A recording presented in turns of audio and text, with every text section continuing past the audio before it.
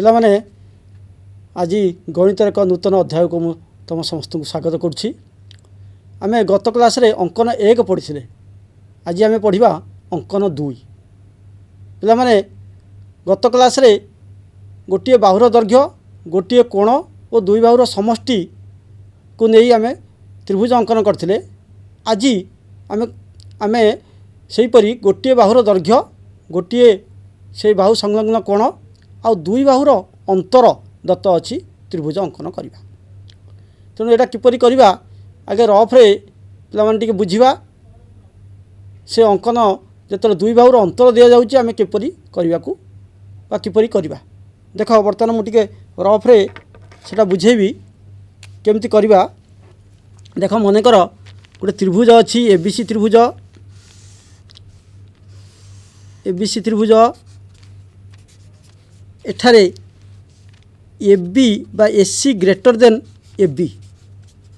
AC ବାହୁଟି AB ଠାରୁ ବଡ଼ ଅଛି ଆଉ B କୋଣଟା ଦତ୍ତ ଅଛି। B କୋଣ ଦତ୍ତ ଅଛି ମନେକର θ ଡିଗ୍ରୀ। B କୋଣ ଦତ୍ତ ଅଛି ଆଉ ସେ ଯେଉଁ ବଡ଼ ଅଛି AC ମାଇନସ୍ AB এইটা ମଧ୍ୟ ଦତ୍ତ ଅଛି।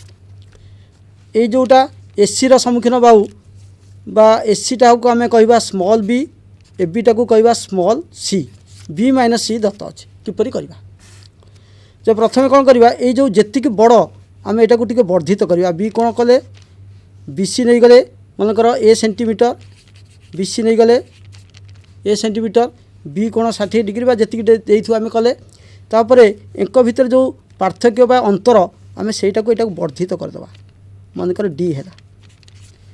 এই ଯେଉଁ ବର୍ଦ୍ଧିତ କଲେ ତା ଦ୍ୱାରା এই ଯେଉଁ ADC ଏକ ସମଦ୍ୱିବାହୁ ତ୍ରିଭୁଜ ହୋଇଗଲା। ସମଦ୍ୱିବାହୁ ତ୍ରିଭୁଜ। ସମଦ୍ୱିବାହୁ ତ୍ରିଭୁଜର ଭୂମିର ସମଦ୍ୱିଖଣ୍ଡ ଲମ୍ବ ସେଟା A ବାଟେ ଦେଇକି ଯିବ, A ମଧ୍ୟ ଦେଇ ଯିବ। ଏଟା ଭୂମି ହେଉଛି CD। ତେଣୁ ଆମେ CDକୁ ଆମେ ତାର ଲମ୍ବ ସମଦ୍ୱିଖଣ୍ଡ କଲେ ତାହା A ମଧ୍ୟ ଦେଇକି ଯିବ। ଆମେ A ବିନ୍ଦୁ ପାଇଗଲେ ଶୀର୍ଷ ବିନ୍ଦୁ। ତାପରେ ଆମେ ତ୍ରିଭୁଜଟି ଅଙ୍କନ କରିପାରିବା। ଏଇଠି ଦେଖ ସ୍ଲାଇଡ଼କୁ ଦେଖ ପିଲାମାନେ। ଅଙ୍କନ 2, କୌଣସି ତ୍ରିଭୁଜର ଗୋଟିଏ ବାହୁର ଦୈର୍ଘ୍ୟ, ସେହି ବାହୁ ସଂଲଗ୍ନ ଗୋଟିଏ କୋଣର ପରିମାଣ ଓ ଅନ୍ୟ ଦୁଇ ବାହୁର ଦୈର୍ଘ୍ୟର ଅନ୍ତର ଦତ୍ତ ଅଛି। ଆମେ ତ୍ରିଭୁଜ ଅଙ୍କନ କରିବା। କେମିତି କରିବା ମୁଁ କରିକି ଦେଖାଉଛି। ଆମର ଏଠି ଟିକେ ବିଶ୍ଳେଷଣ ଦେଖ। ପ୍ରଥମ ଚିତ୍ରରେ ଦେଖ ସେଠି AC ଗ୍ରେଟର ଦେନ୍ AB। ABଟା ଟିକେ ସାନ ଅଛି ଆଉ B କୋଣ ଦତ୍ତ ଅଛି। ଆମେ କ'ଣ କରିବା, ସେ ABଟାକୁ ଟିକେ ବର୍ଦ୍ଧିତ କରିବା ତଳ ବା ନିମ୍ନ ଆଡ଼କୁ, ଯେପରି AC ସହିତ AD ସମାନ ହେବ। ସମାନ ହୋଇସାରିଲା ପରେ ADC ଦେଖ ଗୋଟିଏ ସମଦ୍ୱିବାହୁ ତ୍ରିଭୁଜ ଅଛି। ADC ତ୍ରିଭୁଜର ଭୂମି ହେଉଛି BC। BCର ଆମେ ଲମ୍ବ ସମଦ୍ୱିଖଣ୍ଡ ଅଙ୍କନ କରିବା। ତାହା ଶୀର୍ଷ ବିନ୍ଦୁ A ମଧ୍ୟ ଦେଇଯିବ। A ବିନ୍ଦୁ ପାଇସାରିଲା ପରେ ACକୁ ଯୋଗ କରିବା। ତେଣୁ ଏଇଠି ଏମିତି କରିପାରିବା। ଆଉ ଗୋଟେ ବି ଅଛି ଦେଖ, ଏ କ୍ଷେତ୍ରରେ ABଟା ବଡ଼ ଅଛି, ACଟା ସାନ ଅଛି। AB ଗ୍ରେଟର ଦେନ୍ AC। ତେଣୁ ଏଠି କ'ଣ କରିବା, ଆମେ ABରୁ BD ଅନ୍ତର ଯେତିକି ଅଛି, ଅନ୍ତର ଅଛି ବା ଯେତିକି ABଟା ବଡ଼ ଅଛି ସେତିକି ଆମେ ମାଇନସ୍ କରିଦେବା, ଅନ୍ତର କରିବା। BD କରିସାରିଲା ପରେ D ବିନ୍ଦୁ ପାଇଗଲେ। ବର୍ତ୍ତମାନ ACଟା AD ସହିତ ସମାନ ହୋଇଗଲା। ADC ଏକ ସମଦ୍ୱିବାହୁ ତ୍ରିଭୁଜ। DC ତାର ଭୂମି। ଆମେ DCର ଲମ୍ବ ସମଦ୍ୱିଖଣ୍ଡ ଅଙ୍କନ କରିବା। ତାହା ଶୀର୍ଷ ବିନ୍ଦୁ A ମଧ୍ୟ ଦେଇଯିବ। ତାପରେ ACକୁ ଯୋଗ କରିବା। এইটা ହେଉଛି ତାର ବିଶ୍ଳେଷଣ ଚିତ୍ର। ଆମେ ଅଙ୍କନ କରିକି ଦେଖିବା। ପିଲାମାନେ ଦେଖ, ଏବେ ଆମେ ଅଙ୍କନ କରିବା ଅନୁଶୀଳନୀ 6Bର ପ୍ରଥମ 1 ନମ୍ବର ଫାଷ୍ଟ ବିଟ୍। ଦେଖ ଆମର କ'ଣ ଦତ୍ତ ଅଛି ଯେ ତ୍ରିଭୁଜ ଅଙ୍କନ କର ଯାହାର ସ୍ମଲ୍ A 6 ସେଣ୍ଟିମିଟର ଆଉ C କୋଣ 45 ଡିଗ୍ରୀ ଆଉ ସ୍ମଲ୍ B ମାଇନସ୍ C, ଯେଉଁଟା ସ୍ମଲ୍ B ଅନ୍ତର ସ୍ମଲ୍ C ସେଟା ହେଉଛି 1.5 ସେଣ୍ଟିମିଟର। ଆମେ ତ୍ରିଭୁଜ ଅଙ୍କନ କରିକି B ଓ Cର ଦୈର୍ଘ୍ୟ ମାପ କରିକି ଦେଖିବା କେତେ ଆସୁଛି। ବର୍ତ୍ତମାନ ଦେଖ ପିଲାମାନେ, ଏ ଅଙ୍କନଟା ମୁଁ ଏଇ ବୋର୍ଡ଼ରେ କରିବି, ଏ ଯେଉଁ ରଙ୍ଗୀନ ପେପରରେ, ଯାହାଦ୍ୱାରା କି ତୁମେ ଭଲ ଭାବରେ ଦେଖିପାରିବ। ସ୍କେଚ୍ ଦ୍ୱାରା ମୁଁ ଅଙ୍କନ କରିବି। ଦେଖ ପ୍ରଥମେ ମୁଁ ନେଇଯାଇଛି BC ନେଇଛି 6 ସେଣ୍ଟିମିଟର ନେଇଯାଇଛି। ଏଠି C ବିନ୍ଦୁରେ ମୁଁ 45 ଡିଗ୍ରୀ କୋଣ ଅଙ୍କନ କରିବି। ଯେ 45 ଡିଗ୍ରୀ କୋଣ କିପରି ଅଙ୍କନ କରିବି, ଏଠି 90 ଡିଗ୍ରୀ କରିବି। 90 ଡିଗ୍ରୀ କରିସାରିଲା, ପ୍ରଥମେ 90 ଡିଗ୍ରୀ କରିବି। ଦେଖ 90 डिग्री कर सारा पर ताकू समान दिखण करके 45 डिग्री कोण अंकन करी। बर्तमान यहाँ 90 डिग्री कोण अंकन कली तार अधा नवा 45 डिग्री तार अधा अधारू टिके बेसी के नहीं आम चाप काटिबा।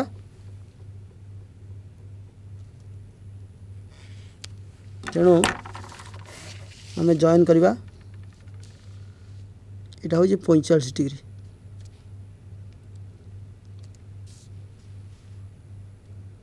देख पिला माने 45 डिग्री कोण नहीं गले नहीं सारा पर आम जो अंतर अच्छी केते 1.5 ता ऊपर को टिके नहीं जावा अंतर यहाँ डी बिंदु पाइबा 1.5 बहुत छोट हम आम 1.5 ये नहीं जावा यार ऊपर हो। तेणु आम से बी सहित जोग करवा ये बिंदुटा को देख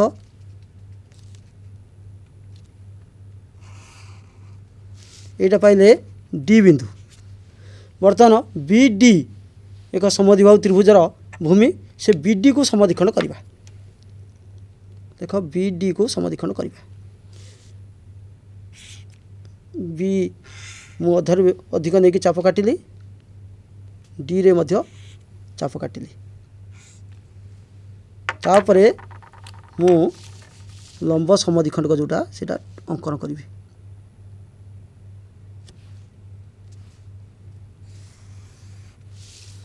वर्तमान ये जो सी डी को वर्धित कलापर जो बिंदुटी पाई सेटा को मु ए बिंदु देली। वर्तमान ए बी को जोग करी।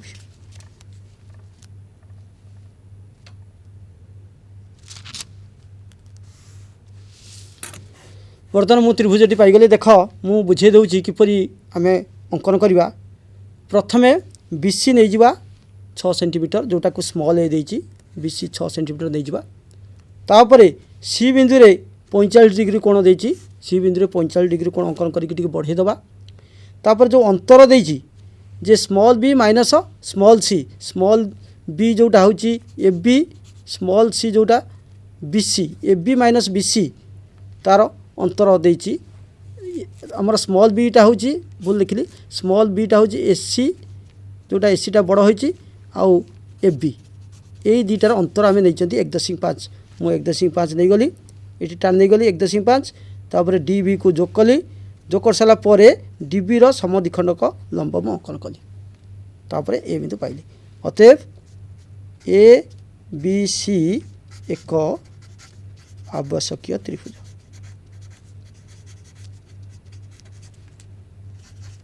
त्रिभुज पिला माने आशा करुँचा बुझीपार जमती मु अंकन कली तबे सेमती अंकन कर। आम परवर्ती प्रश्न को जीवा जे परवर्ती प्रश्न देख कौन अच्छी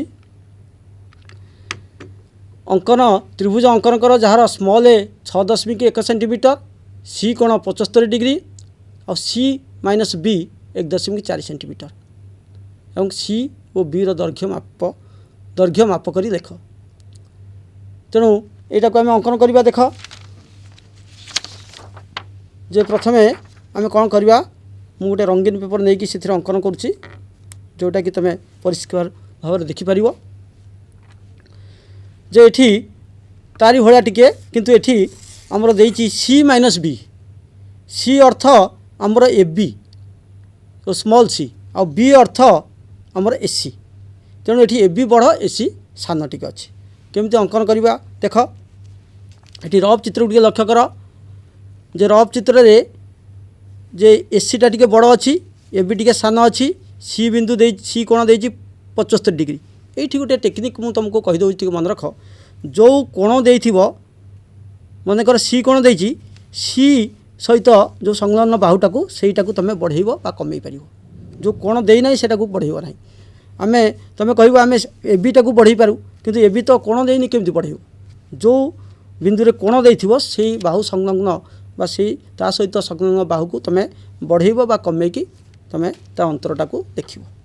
देख मुझे करुँची ये एबीसी त्रिभुज एबीसी त्रिभुज एसीटा सान एबीटा बड़ मुझे 75 डिग्री देवी नहीं कि बाहुटा को बढ़े देली डी पर्यंत ये जो सी डी ये हूँ 1.4 तापर ये जोग कली सी डी ये 75 डिग्री नहीं बढ़े देली 1.4 तापर यहाँ 6.1 नहीं बर्तमान बी डी पाई सारापर समधिखंड करवा आम शीर्ष बिंदु ए पाइबा।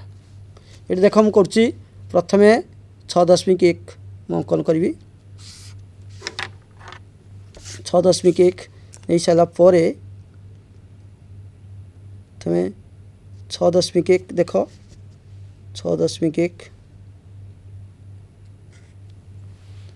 यहाँ हूँ मु बीसी बाहु अंकन कली बीसी ये सी बिंदु 75 डिग्री कोण अंकन करी देख 75 डिग्री केमी हम 60 आगे करवा 60 90 60 डिग्री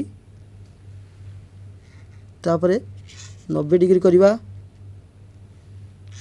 90 डिग्री कर सारा पर जोग करदे यहाँ को तापर मझे जो 60 और 90 मझे जो 30 डिग्री अच्छी ताकू समधिखंड करदे आम 75 डिग्री कोण पाइबा। तेणु ये जोटा पाइली यहाँ हूँ 75 डिग्री मुझे पछपट को बढ़ेदेवी बढ़े सारापर ये जो अंतरटा दे 1.4 मु अंतर 1.4 मु काटी 1.4 देख 1.4 नेली नहीं कि सी रु डी से डी बिंदु मु काटिदेली 1.4 वर्तमान डी आउ बी को जोग करी डी आउ बी को जोग करदेली बीडी रेखाखंड पाइली बीडी रेखाखंडर मु समधिखंड का लंब अंकन करी देख ताको समधिखंड करी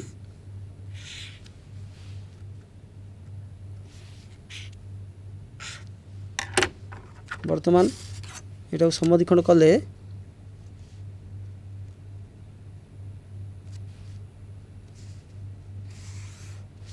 समधिखंड कली वर्तमान ताहा ये जो बिंदु छेद कला से ए बिंदु वर्तमान ए बी जोग करदेवी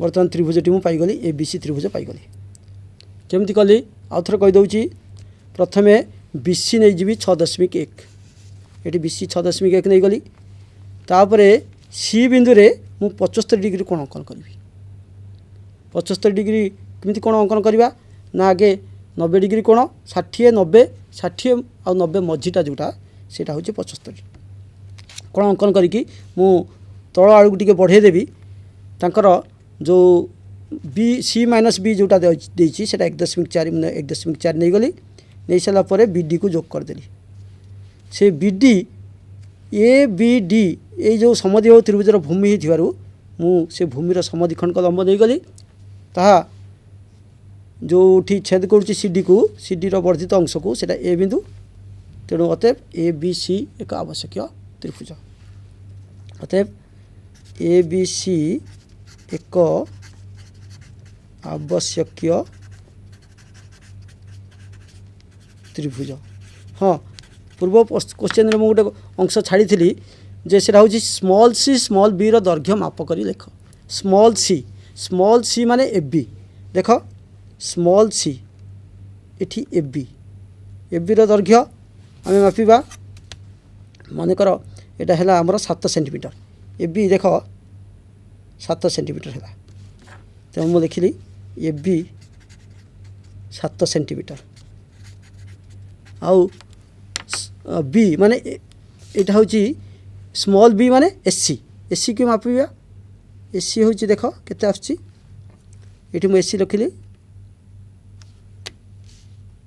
एससी आसला केते ना 5.5 देख 5.5 नहीं 5.6 आसुची तेणु मापिकी लिख तेणु तुम्हें से जो प्रश्न देइथिबो से अनुसार अंकन कर सारा पर से माप करने को कही तेणु माप करके तार दैर्घ्यटा लिख यहाँ गला पिला माने 1 नंबर थर्ड बिट यार परवर्ती प्रश्न आम करवा देख परवर्ती प्रश्न अच्छी ये देख 5th बिट देची त्रिभुज अंकन कर जार स्मॉल ए 7 सेंटीमीटर बी कोण 60 डिग्री एवं सी माइनस बी 1 सेंटीमीटर लिखि सारापर ए और सी दैर्घ्य माप कर लेख। ठीक से हीपरी ये प्रश्नटी ये देख आम केमती करवा ये कौन है ना सी माइनस बी सी अर्थ ए बी आउ स्मॉल बी अर्थ एसी ये ए बी एसी ठार बड़ पे देख ये रफ चित्रटा टे देख बर्तमान ए बी सी त्रिभुज ए बी सी त्रिभुज ये ए बीटा बड़ एसीटा सान तेणु केते बड़ तार डिफरेन्स हूँ 1 सेंटीमीटर ये गोटे डी बिंदु मुझे देली ये बीडीटा हूँ 1 सेंटीमीटर जदि 1 सेंटीमीटर हुए तबे एडी आउ एसी ये दुटा सामान हम समद्विबाहु त्रिभुज हो सीडी हम से त्रिभुजर भूमि तेणु से भूमि को समद्विखंड कले आम ए बिंदु पाइबा आठी बी कोण दे 60 डिग्री तेणु आम किपरि करवा देख प्रथम आम स्मॉल ए जोटा बीसी आम नहीं जा 7 सेंटीमीटर 7 सेंटीमीटर नहीं जा 7 सेंटीमीटर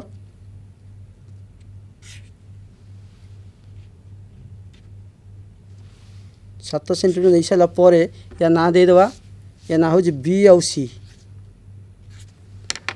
बी कोण मु 60 डिग्री कोण अंकन करी बीटा हूँ 60 डिग्री कोण अति सहज 60 डिग्री कोण अंकन कली अंकन कर सारा पर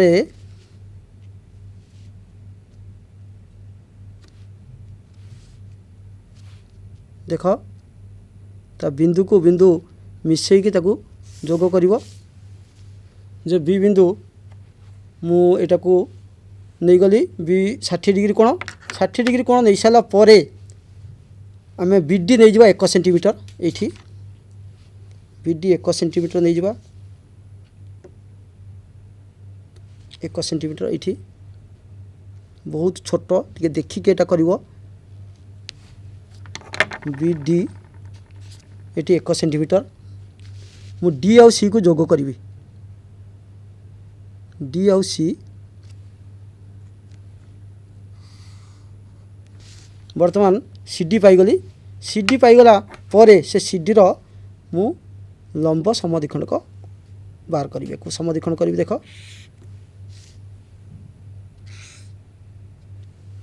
तापर ये सी बिंदु रखिकी चाप काटिबी वर्तमान ये जो लंब समद्विखंडटा यहाँ टे करके बढ़े दवा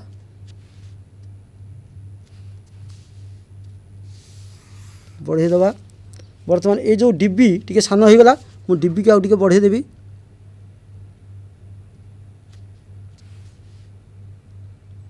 बढ़े देली वर्तमान जो बिंदु पाइली सेटा हूँ ए बिंदु पाइली वर्तमान ए आउ सी को जोग करी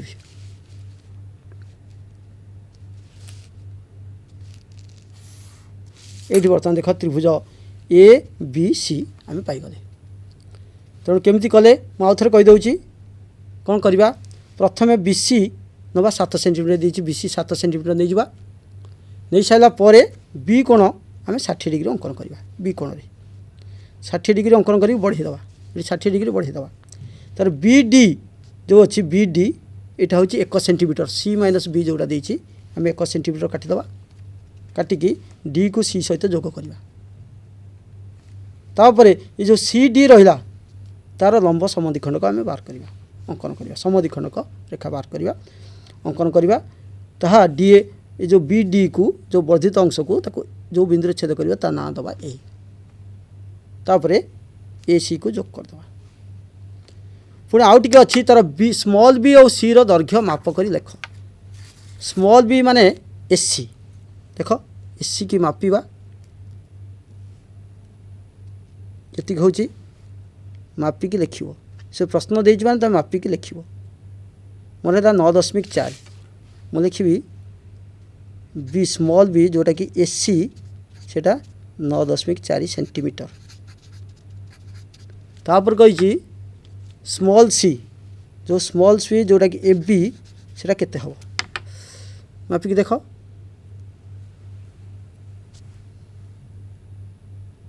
ये मापिली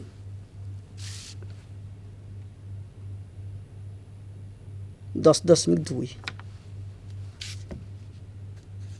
अच्छा पे देख ये जो मु करुच्ची यहाँ टिके एक्यूरेट आसब ना, कहीं यहाँ हूँ स्केच पेन टी मोटा अच्छी, तेणु यार बिंदु गुड़ाक पूरा सार्प आसब ना, तेणु तुम तुम निजर कर जोटा कर से अनुसार कर देख ए बी रु एसी जो डिफरेन्स आसो सेटा तुम 1 सेंटीमीटर आसवा दरकार। यहाँ 9.4 यहाँ माने 10.4 आसवा कथा। ये जो पॉइंट टी आसा जो मोटा टी अच्छी से जना पड़ी, तेणु तुम निजे ताको सार्प करके कर पेनसिल साहाय्य। अच्छा तापर देख नेक्स्ट क्वेश्चन आम करवा। परवर्ती प्रश्न 2 नंबर प्रश्न, एक समबाहु त्रिभुज अंकन कर जार एक बाहुर दैर्घ्य आउ उच्चतार अंतर 1 सेंटीमीटर। देख आम से करवा जे समबाहु त्रिभुज अंकन करवा, जे से अंकन करवा जोटा यहाँ समबाहु त्रिभुज, समबाहु त्रिभुजर तार बाहुर दैर्घ्य आउ उच्चता, उच्चता हूँ बाहु को समधिकरण करे, जो भूमि को समधिकरण करे, आ से बाहु आउ उच्चतार अंतर देती 1 सेंटीमीटर। आगे रफ चित्रटा टे पिला लक्ष्य कर, एठी मु एबीसी त्रिभुज मु अंकन करछि, एबीसी त्रिभुज एटा समबाहु त्रिभुज, यार उच्चता उच्चता आउ हूँ बाहु एबी आउ एडी ये जो एंकर अंतर हूँ केते 1 सेंटीमीटर। तेणु 1 सेंटीमीटर हेले आम त्रिभुज अंकन करिया केमती। प्रथमे कौन करवा देख ना, आम गोटे लंब अंकन करवा, लंब 90 डिग्री अंकन करवा। अंकन कर सारा पर सेटा टिके बढ़ेवा तलू, जोटा कि बाहु ठारू 1 सेंटीमीटर अधिक, तेणु आम तार ना दबा मनकर DE। से जो 1 सेंटीमीटर अधिक है से आम केते डिग्री काटिबा सेटा हूँ बड़ कथा। देख यार हूँ 60 डिग्री शीर्ष कोण, जो लंब टाणी सारा पर जो DAB कोण यहाँ 30 डिग्री, आउ ये जो बढ़ेली बढ़ेला पर AE आउ AB यहाँ गोटे समद्विबाहु त्रिभुज, AB इजिकल टू AE हम, तार शीर्ष कोण 30 डिग्री जाइए माने भूमि संलग्न कोण केते हम ना 30 डिग्री कटिगले 180 रु आ रहा 150, 150 अधा हम जी से 75 डिग्री, सेटा हूँ आमर ई बिंदु आम अंकन करवा। केमती देख मु अंकन करुच्ची, प्रथमे मु कौन करी जेकोसी गोटे रेखाखंड नहीं जी नहीं जाकि तापर जेकोसी बिंदु रे मु कौन करी 90 डिग्री अंकन करी। प्रथमे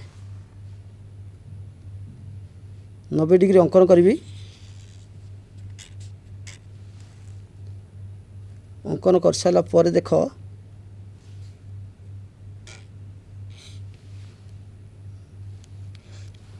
90 डिग्री अंकन कर सारा पर ताकू टिके तल को बढ़े देवी। ये जो बढ़ेबी से केते सेंटीमीटर बढ़ेबी 1 सेंटीमीटर, 1 सेंटीमीटर मु दउची 1 सेंटीमीटर मु बढ़ेली। ये मु पाइली ई बिंदु, से ई बिंदु रे मु 75 डिग्री कोण अंकन करी। 75 डिग्री कोण अंकन केमती हम टिके देख। प्रथम ये देख 90 डिग्री मु अंकन कली, 90 डिग्री अंकन कर सारा पर तापर देख मु केमती 75 डिग्री कोण अंकन करुच्ची।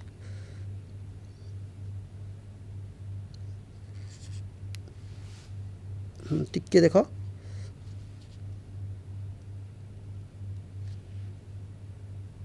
ठीक भाव आम रहा दरकार। मुझे टे बढ़े दूसरी आगे तौक 75 डिग्री, यहाँ हम 75 डिग्री, यहाँ हूँ 60, तापर मु करी 90,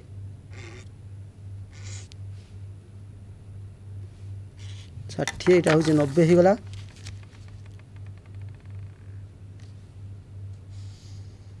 90 60 ଆଉ 90 ମଝିରେ ଯେଉଁ କୋଣଟା ସେଇଟାକୁ ଆମେ 60 ଆଉ 90 ମଝିରେ ଯେଉଁ ଅଛି 30 ଡିଗ୍ରୀଟାକୁ ସମଦ୍ୱିଖଣ୍ଡ କରିଦେବା।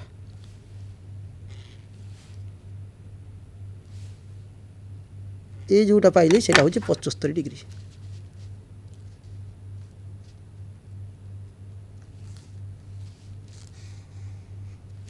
ପାଇଗଲି এইটাକୁ ବିନ୍ଦୁ ପାଇଗଲି ବି ବିନ୍ଦୁ। ବର୍ତ୍ତମାନ ବି ବିନ୍ଦୁ ପାଇଗଲି। ବି ବିନ୍ଦୁ ପାଇଲା ପରେ ତାପରେ ଆଉ କିଛି ଅସୁବିଧା ନାହିଁ ଆମକୁ। ଦେଖ এইଠି এই ଯେଉଁ ବି ଇଟାକୁ ସମଦ୍ୱିଖଣ୍ଡକ ତାର ଟାଣିଦେବି। ବି ଇର ସମଦ୍ୱିଖଣ୍ଡକ ଲମ୍ବ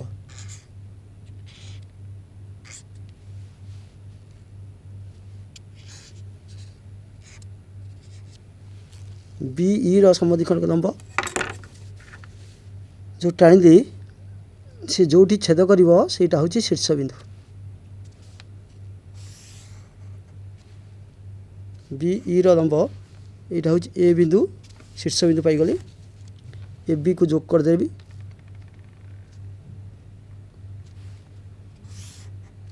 ବର୍ତ୍ତମାନ ଏ ବି ଯେତିକି ଅଛି ମୁଁ ସେତିକି ନେଇଯିବି ଏସି ନେଇଯିବି। ସେଇଠୁ ଏ ବି ଯେତିକି ଅଛି ସେତିକି ଏସି ନେଇଯିବି। ବର୍ତ୍ତମାନ ଯୋଗ କରିଦେବି।